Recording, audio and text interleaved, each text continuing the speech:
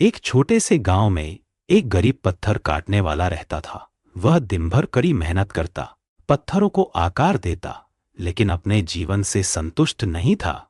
उसे हमेशा दूसरों की ताकत और धन दौलत से जलन होती थी। एक दिन थक कर उसने आकाश की ओर देखा और कहा, काश मैं अमीर और शक्तिशाली होता। अचानक एक रहस्यमयी आवाज आई, तथास्तु। अगले ही पल वह एक अमीर व्यापारी बन गया। उसके पास धन, नौकर और रेशमी कपड़े थे। लेकिन फिर उसने देखा कि एक राजा उससे भी अधिक सम्मानित है।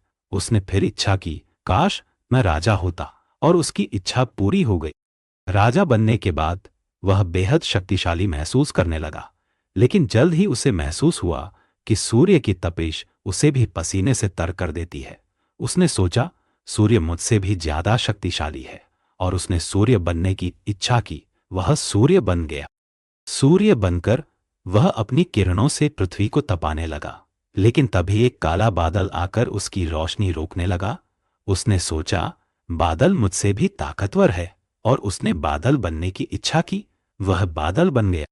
बादल बनकर उसने मूसलधार बारिश बरसाई।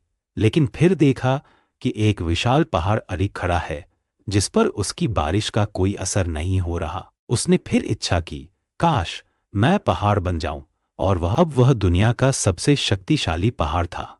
लेकिन तभी उसने महसूस किया कि एक पत्थर काटने वाला उसकी चट्टानों को काट रहा है। उसे एहसास हुआ कि एक साधारण पत्थर काटने वाला मुझसे भी अधिक शक्तिशाली है, और उसने फिर से अपने असली रूप में लौटने की इच्छा की। उसकी इच्छा पूरी हो गई।